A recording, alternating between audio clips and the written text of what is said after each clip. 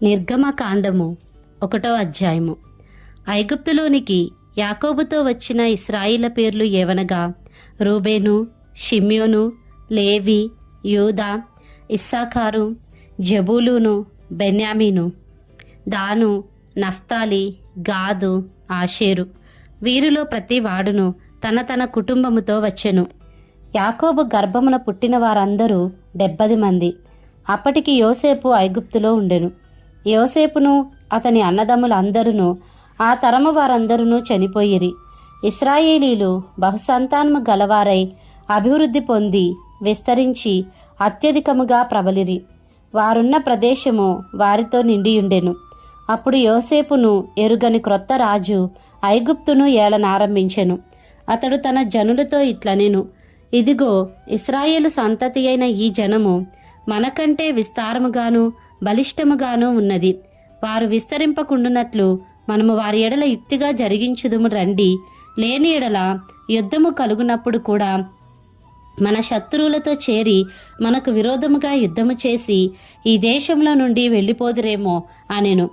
కాబట్టి వారి మీద పెట్టిన భారములలో వారిని శ్రమ పెట్టుటకు వెట్టి పనులు చేయించు అధికారులను వారి మీద నియమింపగా వారు ఫరో కొరకు ధాన్యాదులను నిలువ చేయు పీతోము, రామెసేసను పట్టణములను కట్టిరి.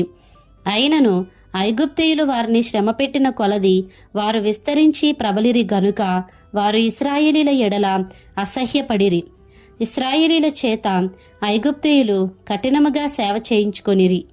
వారు ఇశ్రాయేలీల చేత చేయించుకొనిన ప్రతి పనియు కఠినముగా ఉండెను. వారు జిగటమంటి పనిలోను, ఇటుకల పనిలోను, పొలములో చేయు ప్రతి పనిలోనూ కఠిన సేవ చేయించి వారి ప్రాణములను విసికించిరి. మరియు ఐగుప్తు రాజు షిఫ్రా, పూయా అను హెబ్రీయుల మంత్రసానులతో మాట్లాడి, మీరు హెబ్రీ స్త్రీలకు మంత్రసాని పని చేయుచు వారిని కాన్పు పీటల మీద చూచినప్పుడు మగవాడైన ఎడల వాని చంపుడి, ఆడుదైన ఎడల దాని బ్రతుకనీయుడని వారితో చెప్పెను. అయితే ఆ మంత్రసానులు దేవునికి భయపడి ఐగుప్తు రాజు తమకాజ్ఞాపించినట్లు చేయక మగపిల్లలను బ్రతుకనియ్యగా ఐగుప్తు రాజు ఆ మంత్రసానులను పిలిపించి, మీరెందుకు మగపిల్లలను బ్రతుకనిచ్చితిరి? ఈ పని ఎలా చేసితిరి అని అడిగెను. అందుకు ఆ మంత్రసానులు, హెబ్రీ స్త్రీలు ఐగుప్తు స్త్రీల వంటి వారు కారు, వారు చురుకైన వారు. మంత్రసాని వారి యొద్దకు వెళ్ళక మునిపే వారు ప్రసవించియుందురని ఫరోతో చెప్పిరి. దేవుడు ఆ మంత్రసానులకు మేలు చేసెను. ఆ జనము విస్తరించి మిక్కిలి ప్రబలెను. ఆ మంత్రసానులు దేవునికి భయపడినందున ఆయన వారికి వంశాభివృద్ధి కలుగజేసెను. అయితే ఫరో, హెబ్రీలలో పుట్టిన ప్రతి కుమారుని నదిలో పారవేయుడి, ప్రతి కుమార్తెను బ్రతుకనీయుడి అని తన జనులందరికీ ఆజ్ఞాపించెను.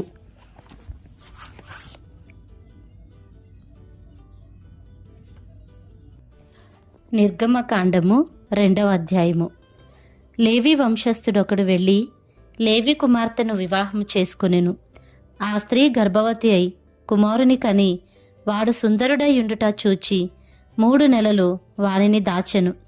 తరువాత ఆమె వాని దాచలేక వాని కొరకు ఒక జమ్ము పెట్టె తీసుకొని దానికి జిగటమన్నును కీలును పోసి అందులో ఆ పిల్లవానిని పెట్టి ఏటి ఒడ్డున జమ్ములో దానిని ఉంచగా వానికేమి సంభవించునో తెలుసుకొనుటకు వాని అక్క దూరముగా నిలిచియుండెను. ఫరో కుమార్తె స్నానము చేయుటకు ఏటికి వచ్చెను. ఆమె పనికత్తెలు ఏటి ఒడ్డున నడుచుచుండగా ఆమె నాచులోని ఆ పెట్టెను చూచి తన పనికెత్తెను పంపి దాన్ని తెప్పించి తెరచి ఆ పిల్లవాని చూచినప్పుడు ఆ పిల్లవాడు ఏడ్చుచుండగా చూచి వాని యందు కనికరించి, వీడు హెబ్రీల పిల్లలలో నొకడనెను. అప్పుడు వాని అక్క ఫరో కుమార్తెతో, నీ కొరకు ఈ పిల్లవాని పెంచుటకు నేను వెళ్ళి హెబ్రీ స్త్రీలలో ఒక దాదిని పిలుచుకొని వత్తునా అనెను. అందుకు ఫరో కుమార్తె వెళ్ళుమని చెప్పగా ఆ చిన్నది వెళ్ళి ఆ బిడ్డ తల్లిని పిలుచుకొని వచ్చెను. ఫరో కుమార్తె ఆమెతో, ఈ బిడ్డను తీసుకొని పోయి నా కొరకు వానికి పాలిచ్చి పెంచుము, నేను నీకు జీతమిచ్చేదనని చెప్పగా ఆ స్త్రీ ఆ బిడ్డను తీసుకొని పోయి పాలిచ్చి పెంచెను. ఆ బిడ్డ పెద్దవాడైన తరువాత ఆమె ఫరో కుమార్తె యొద్దకు అతని తీసుకొని వచ్చెను. అతడు ఆమెకు కుమారుడాయెను. ఆమె నీటిలో నుండి ఇతని తీసి తినని చెప్పి అతనికి మోషే అను పేరు పెట్టెను. ఆ దినములలో మోషే పెద్దవాడై తన జనుల యొద్దకు పోయి వారి భారములను చూచెను. అప్పుడతడు తన జనులలో ఒక హెబ్రీయుని ఒక ఐగుప్తీయుడు కొట్టగా చూచెను. అతడు ఇటు అటు తిరిగి చూచి ఎవడనూ లేకపోగా ఆ ఐగుప్తీయుని చంపి ఇసుకలో వాని కప్పిపెట్టెను. మరునాడు అతడు బయట నడిచి వెళ్ళుచుండగా హెబ్రీయులైన మనుషులిద్దరూ పోట్లాడుచుండిరి.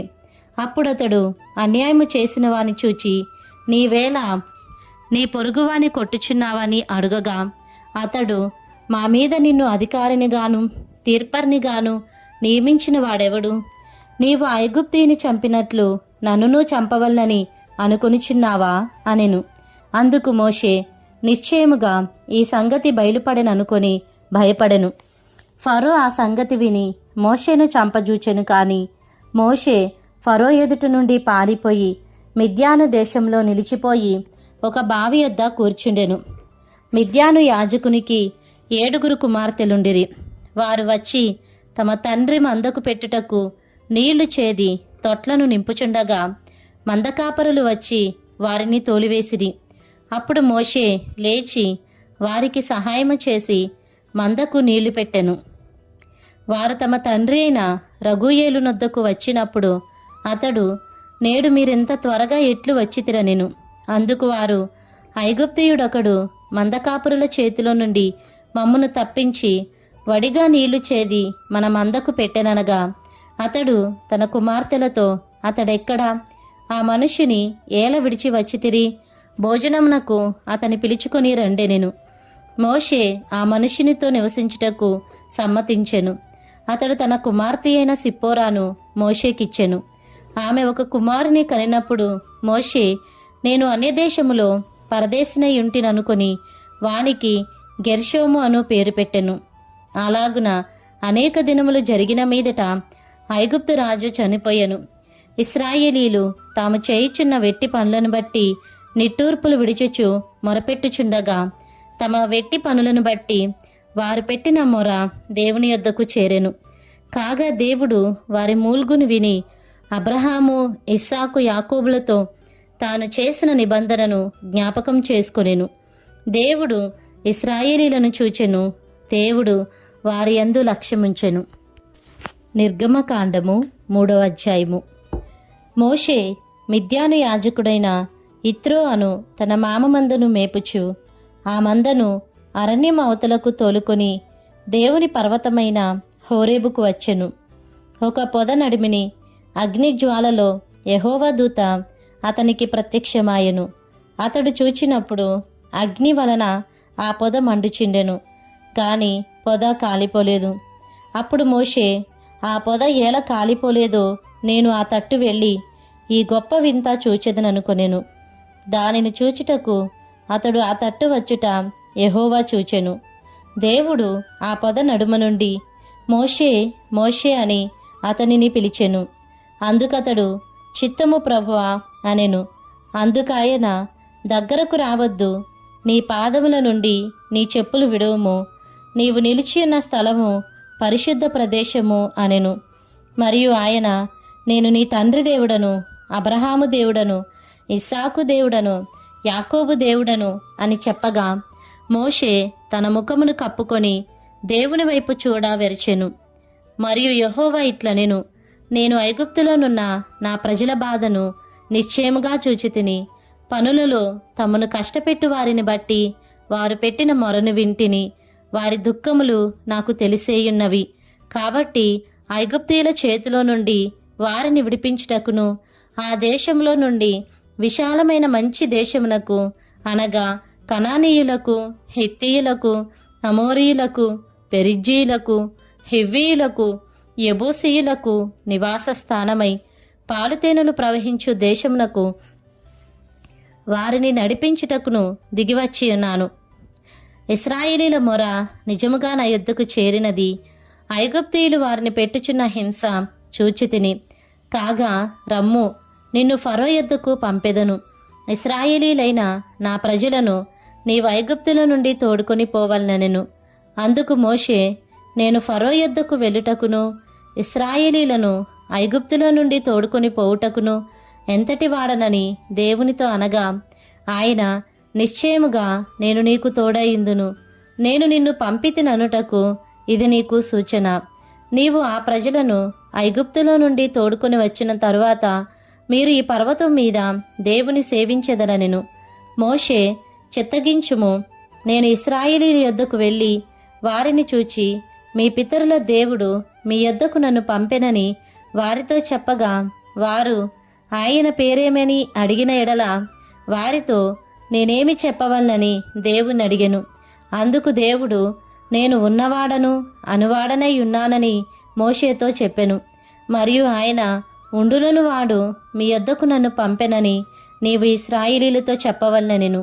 మరియు దేవుడు మోషేతో నిట్లనెను, మీ పితరుల దేవుడైన యెహోవా అనగా అబ్రహాము దేవుడు, ఇస్సాకు దేవుడు, యాకోబు దేవుడునైన యెహోవా మీ యొద్దకు నన్ను పంపెనని నీవు ఇశ్రాయేలీయులతో చెప్పవలెను. నిరంతరము నా నామము ఇదే, తరతరములకు ఇది నా జ్ఞాపకార్థక నామము. నీవు వెళ్ళి ఇశ్రాయేలీల పెద్దలను పోగుచేసి మీ పితరుల దేవుడైన యెహోవా అనగా అబ్రహాము, ఇస్సాకు, యాకోబుల దేవుడు నాకు ప్రత్యక్షమై ఇట్లనెను, నేను మిమ్మును ఐగుప్తులో మీకు సంభవించిన దానిని నిశ్చయంగా చూచితిని. ఐగుప్తు బాధల నుండి పాలుతేనెలు ప్రవహించు దేశమునకు అనగా కనానీయులు, హెత్తీయులు, అమోరీయులు, పెరిజ్జీయులు, హివ్వీయులు, యెబూసీయులున్న దేశమునకు మిమ్మును రప్పించదనని సెలవిచ్చితినని వారితో చెప్పుము. వారు నీ మాట విందురు గనుక నీవును ఇశ్రాయేలీల పెద్దలను ఐగుప్తు రాజునొద్దకు వెళ్ళి అతని చూచి, హెబ్రీయుల దేవుడైన యెహోవా మాకు ప్రత్యక్షమాయెను గనుక